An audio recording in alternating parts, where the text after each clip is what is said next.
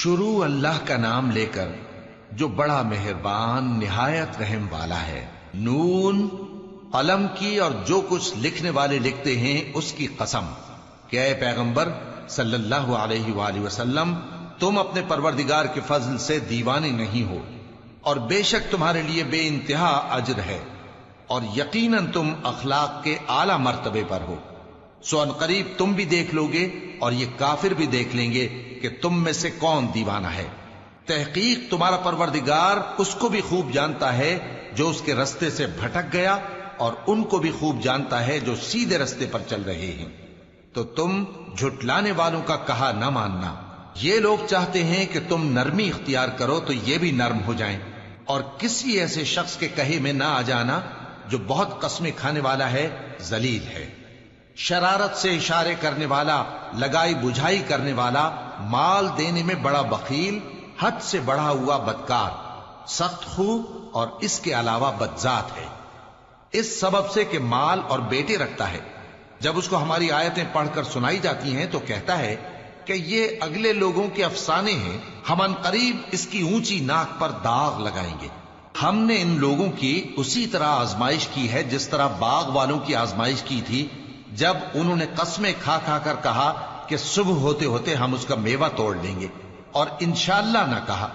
سو وہ ابھی سو ہی رہے تھے کہ تمہارے پروردگار کی طرف سے راتوں رات اس پر ایک آفت پھر گئی، تو وہ ایسا ہو گیا جیسے کٹی ہوئی کھیتی۔ پھر جب صبح ہوئی تو وہ لوگ ایک دوسرے کو پکارنے لگے کہ اگر تم کو کاٹنا ہے تو اپنی کھیتی پر سویرے ہی جا پہنچو۔ سو وہ چل پڑے اور آپس میں چپکے کہتے جاتے تھے کہ آج وہاں تمہارے پاس کوئی فقیر نہ آنے پائے، اور کوشش کے ساتھ سویرے ہی جا پہنچے، گویا پیداوار پر قادر ہیں۔ پھر جب انہوں نے باغ کو دیکھا تو ویران، کہنے لگے کہ ہم رستہ بھول گئے ہیں، نہیں بلکہ ہم بے نصیب ہو گئے۔ ایک جو ان میں سمجھدار تھا بولا، کیا میں نے تم سے نہیں کہا تھا کہ تم تسبیح کیوں نہیں کرتے؟ دوسرے کہنے لگے کہ ہمارا پروردگار پاک ہے، بے شک ہم ہی قصوروار تھے۔ پھر لگے ایک دوسرے کی طرف رخ کر کے ملامت کرنے، کہنے لگے ہائے شامت، ہم ہی حد سے بڑھ گئے تھے، امید ہے کہ ہمارا پروردگار اس کے بدلے میں ہمیں اس سے بہتر باغ عنایت کرے۔ ہم اپنے پروردگار کی طرف رجوع کرتے ہیں، دیکھو عذاب یوں ہوتا ہے، اور آخرت کا عذاب سب سے بڑھ کر ہوگا، کاش یہ لوگ جانتے ہوتے۔ پرہیزگاروں کے لیے ان کے پروردگار کے ہاں نعمت کے باغ ہیں۔ کیا ہم فرما برداروں کو نافرمانوں کی طرح نعمتوں سے محروم کر دیں گے؟ تمہیں کیا ہو گیا ہے؟ کیسی تجویزیں کرتے ہو؟ کیا تمہارے پاس کوئی کتاب ہے جس میں یہ بات پڑھتے ہو کہ جو چیز تم پسند کرو گے وہ تم کو ضرور ملے گی؟ یا تم نے ہم سے قسمیں لے رکھی ہیں جو قیامت کے دن تک چلی جائیں گی کہ جو کچھ تم طے کر لو گے وہ تمہارا ہوگا؟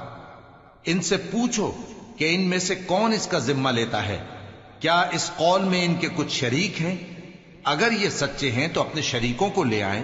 جس دن پنڈلی سے کپڑا اٹھا دیا جائے گا اور کفار سجدے کے لیے بلائے جائیں گے، پھر وہ سجدہ نہ کر سکیں گے، ان کی آنکھیں جھکی ہوئی ہوں گی اور ان پر ذلت چھا رہی ہوگی، حالانکہ پہلے اس وقت سجدے کے لیے بلائے جاتے تھے جبکہ وہ صحیح و سالم تھے۔ سو مجھ کو اس کلام کے جھٹلانے والوں سے سمجھ لینے دو، ہم ان کو آہستہ آہستہ ایسے طریق سے پکڑیں گے کہ ان کو خبر بھی نہ ہوگی، اور میں ان کو مہلت دیے جاتا ہوں، میرا داؤں بڑا مضبوط ہے۔ اے نبی، کیا تم ان سے کچھ معاوضہ مانگتے ہو کہ ان پر تاوان کا بوجھ پڑ رہا ہے، یا ان کے پاس غیب کی خبر ہے کہ اسے لکھتے جاتے ہیں؟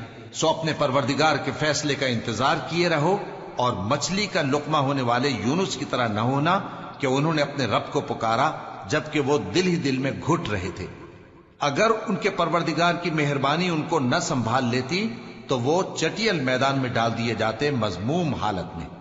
پھر ان کے پروردگار نے ان کو برگزیدہ کر کے نیکوکاروں میں شامل کر لیا۔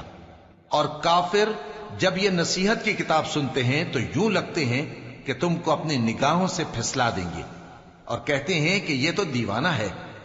اور لوگوں، یہ قرآن تمام جہانوں کے لیے نصیحت ہے۔